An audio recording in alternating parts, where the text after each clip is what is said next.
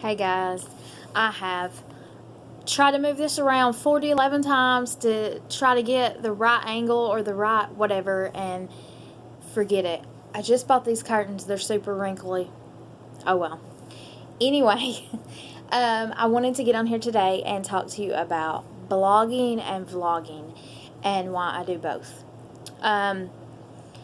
So, I started blogging when we moved to Montana, which was 2011. I started my blog because I wanted to be family to be able to keep up with kind of our journey and what was going on in our ministry. If you don't know, I need to do a video on it. It's been long awaited, but we moved to Montana to do full-time ministry, and so I started my blog then in order for others to be able to keep up with us and what was going on and what we were doing in between newsletters. We did mail out newsletters because we have so many friends and family who don't have internet and don't do internet. But still, I wanted to do the blog. And the blog ended up being a great way for people to keep up with us. But also, the blog ended up, it has really been phenomenal for me to go back and read what God has done in our lives. And some things, yeah, we still remember, but maybe we don't remember the little tiny details that I would put in my blog. So I love to blog. I blogged all through our time in Montana. I blogged all through the adoption journey, and I still blog now about our day-to-day life. It's probably more boring now because I feel like we're not as out doing big things or whatever, but big things are still happening for our family. But so I love my blog to be able to go back and watch. And then I started doing videos probably, I think, around last summer. And I do them because I love to go back and watch them myself. Even though I hate seeing myself on camera and I hate hearing myself. So weird. But it's still amazing to be able to see what was going on. And a lot of times Connor pops in on them. And I know when he's older, I'll really enjoy having that and being able to look back on that. So, yes, I vlog.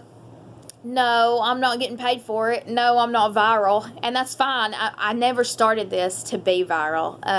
I just kind of wanted to share our story, and I never even hashtag it. So I'm not trying to be big or anything like that. So please don't think that I think I'm a vlogger. I don't. I just call it a vlog because that's what it is. So that's why I do that. I still have the blog. I still blog a lot. And a lot of people don't even know I have a YouTube channel. I don't talk about it a lot. And a lot of people will read a blog where they wouldn't play a video. And so I understand that and I get that. And I like them both. I like to do them both. I like to update them. And I love to go back and watch. I just actually went back and watched the other night my infertility video. If you haven't seen it, it is on here on this channel. And it's just awesome to watch and remember and see how far you've come and see how your thinking has changed. And so that's been nice. And also went back and watched about Connor's tonsil and adenoid surgery, which winded us up in a 4-day hospital stay. I would say, in my opinion, one of our worst trials, one of our worst low points. And so I love to go back and just see the little details that maybe I haven't remembered in a while, if that makes sense. And so I still do both. I still love both. I don't plan on quitting either one. And I encourage you to do that even if you don't make it public. You can do a vlog. Well, you can probably do a vlog too.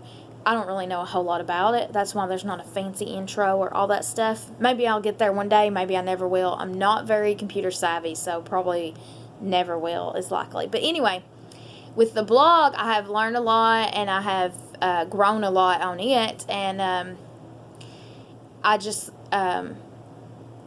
like to share because I think it helps people sometimes. For example, I shared about everything that happened with my mom and dad's house. For those that don't know, there's a video on here about it, but their house was destroyed in November of 2018, 17. I don't remember. 18, 17. I don't remember. 17, I think. Do you ever find that when you get older, all your years run together? Is it just me? Anyway, their house was destroyed. I'm talking about completely, the house rolled, the house was destroyed. Anyway, I'm not getting too deep into that, but I shared some pictures and about that and how we knew God was still good, and how, if you're going through a trial, you can believe God is still good and still be completely devastated and not understand why he allowed something to happen. And so I had talked about that on my blog, and I had a lady comment on it, and I think she was from Alaska. I might be wrong on that. I can't remember. And she was just like, saying, hey, I found your blog, because it's public, people can find it.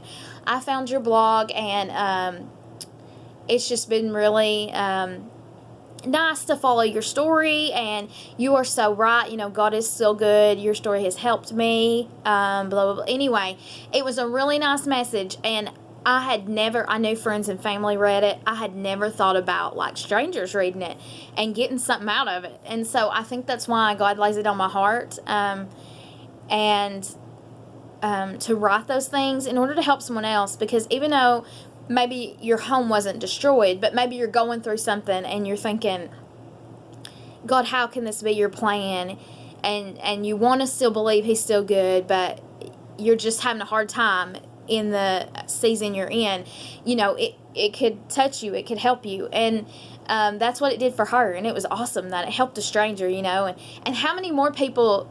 I don't think a lot of people read my blog. I don't want you to think that I'm on here like I'm reaching everybody and everybody's reading it and I get so many views, because I have no idea how many views I get on my blog, and I barely get any on my vlogs, believe me.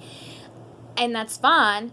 But it made me think how many other people I don't know, strangers, are reading it, and I don't even know they're reading it, because they're not going to leave a comment, And so it just kind of made me feel good, and it kind of reiterated that I'm doing the right thing by writing, even when I think no one's reading. People are reading, and you are reaching people. And that goes in your day-to-day life as well. It doesn't have to be a blog, a vlog. It's just out living your life, and maybe someone's watching you and you're helping someone without even knowing you're helping them. And so I plan to continue both. Life gets busy and things get crazy. I go months at a time without doing either, and then I try to catch up. And sometimes when I try to play catch up, I feel like I write too much in a short time period, and it isn't as, I don't want to say good, because I don't write it to be good. I just write what God lays on my heart, but it's just more surface stuff. And sometimes it's better when you just don't worry about how much you're posting and how much you're putting on there, but just kind of the quality of what you're putting on there maybe. Anyway, I hope this makes sense. So I just wanted to get on here and talk about that, and to tell you guys why I do both. A lot of it is for me. I love to go back and read adoption stuff. I love to go back about when we were just dreaming of having a child, and then seeing now what he's like, and things I would write in there I wanted in a child, and then seeing how he's some of those things, but he's some things that we didn't even dream we wanted. And it's just cool to look back, and it's very cool to look back at the beginning of the adoption journey and some of the things we'd put, and to realize how naive we were, and ignorant in a lot of ways, honestly. And just to see growth and change in yourself is cool. And I can really see that when I go back and read my blog, even my vlogs. And so I love doing both. And I encourage you to try it. Even if you're just writing in a journal at home, you can go back later and read that, and you'll be amazed at how God has changed your heart, at how you've grown. You can even do a blog and have it private where only you can read it, and you can do the same with videos. And it might be something you never think you're going to put public. I used to have a blog that was private. It was called Letters to You, I think. And it was letters to my unborn child. Wasn't even pregnant, wasn't even adopting, nothing. I just had faith that God was going to give me God was going to give me the desires of my heart, and I had faith that I would be a mother one day. And it was private. No one could read it. No one knew I had it. And I ended up taking a bunch of those and putting on my regular blog when we decided we were going to adopt. And then I deleted the channel. But it was amazing to look back and see. It would all just start out, Dear Baby, and it would be stuff to our child. And it was just there was one day I wrote on there, and of course at the time I was thinking a biological child. I was thinking I was going to get pregnant. And there was one time on there, I think it was back in like 2009 or 2010, and it started talking about, dear baby, because it was all like letters to my baby. Dear baby, maybe you're going to be adopted. And you know, we didn't start the adoption process till 2014. So it was amazing to know that even back then, God was planting little seeds. You know, like it was when my heart was starting to change, and maybe I was starting to kind of realize God's plan and kind of sense His plan. And so that was so cool to see and to be able to go back and read. And I still have it and everything. And little things like that, maybe you don't remember God laying it on your heart, or you don't remember it being a part of your journey, but it was. And so that's super cool to look back and be able to read.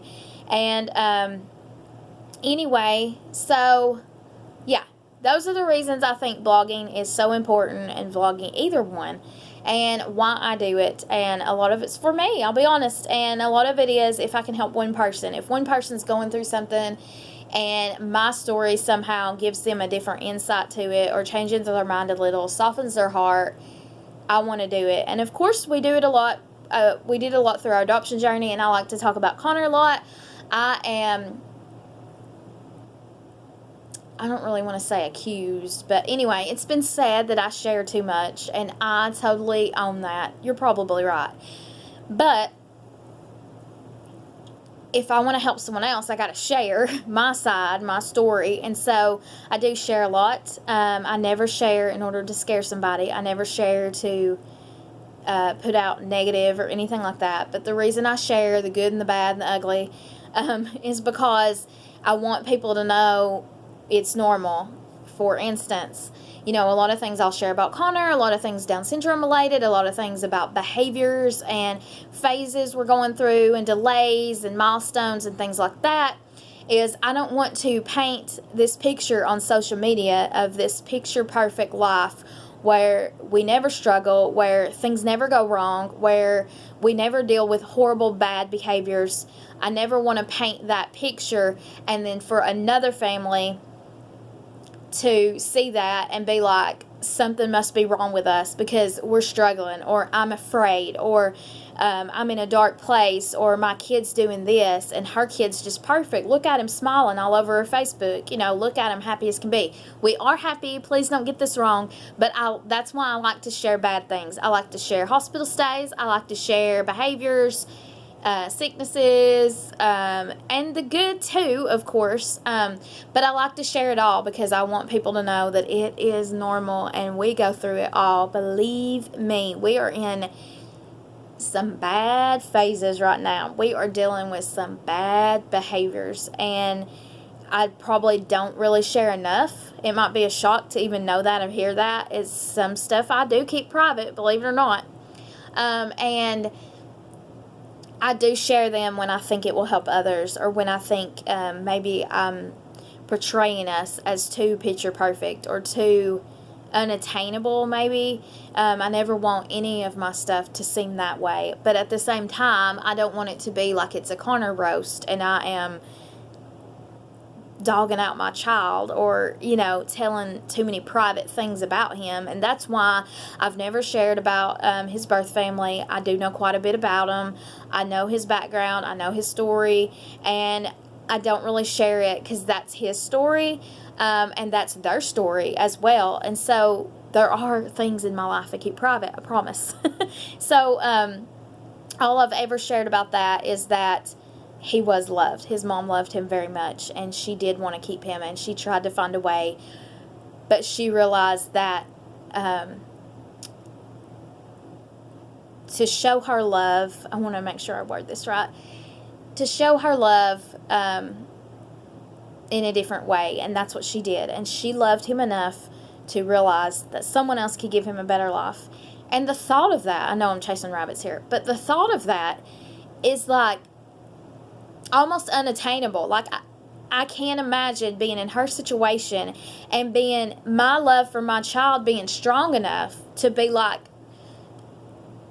I'm doing what's best for him, and I'm showing the most powerful and selfless love by knowing someone else can mother him better, someone else can give him a better life. And I'm not saying we give him the moon and the stars and the most amazing life, but we love him and we are trying to give him a good life. And she knew there would be medical stuff, and she knew the medical care and stuff she could not give him the best at, and so she chose what she thought was best for him. And I think, I'm not saying in every situation, I can't talk for everyone's adoption, I can't talk for all kids' birth families, but in some instances they are loved, and the world paints this picture of they're just abandoned and they're not loved, and the parents didn't even give it a second thought. And in some cases that is true, don't get me wrong, but it's not true in his case, and I promise you it's not true in every case. And I'm getting off my soapbox now. But anyway, that's like the most I've ever shared about his birth family, even though I do know. We were very lucky with Bethany Christian Services to get and with Hong Kong, to get a great deal of information about his family. I'm talking about down to their height, their weight. I know everything about his family, and that is amazing. I know every step, where he was at all times. Me and my mom were actually talking about this today. I actually have his medical records. I know every time he was hospitalized, because just like being hospitalized here, he was hospitalized in Hong Kong, and I know every day. I know now some of it is in Mandarin, so you have to like translate it, but I have all his short records, everything that ever happened with him I have, and we are super blessed to have that, because so many families do not. And so I don't really know why I threw that in, but I threw that in here. I find that I somehow find ways to like tie in everything and start talking about topics that weren't even what this is about, which is what happened just now. I apologize for that. Probably why I don't have many views on these. Anyway, that's why I blog. That's why I vlog. It's not because I think I'm great or I have pretty words, or seriously, most of the time, my blog, you're probably going to be shocked because it probably still has tons of mistakes in it, but I have to go back and proofread that baby 4 or 5 times before I can even post. It takes me normally at least 2 to 3 hours to like get something done, pictures in, and posted. Like, it's crazy, and it's because I'm not a good writer by any means, and I talk very redneck talk, and I type exactly the way I talk. And speaking of typing, I can't even type. I look at my hands the whole time. It's mostly this number, and so it takes me forever. So please don't think, well, I couldn't start a blog because I don't type good, or I don't have eloquent words. It's probably not even a word. I don't, it wouldn't be nice. It wouldn't be pretty. People still need to hear your story. That's my point here. And don't let excuses get in your way. You're more than that. And a lot of times it's your own head that you let get in your way.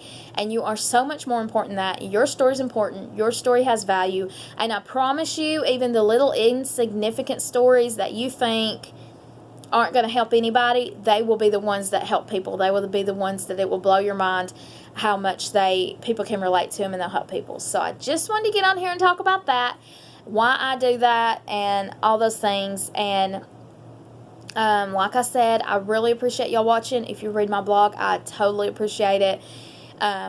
My friends and family are awesome. They're always commenting, they're always talking, and I love it. And I love to know that maybe something that's happened with me could help someone else. And it's a very humbling feeling when your story helps someone, and it makes the bad seasons and hard seasons you go through a little more bearable, knowing that, hey, it helps somebody else, And so, anyway, thank you for watching. I'm sorry that my curtain's all crinkly, wrinkled up, and I'm spewing all these words and jumping from topic to topic. But if you watch my other videos, you know that's life with me. So, anyway,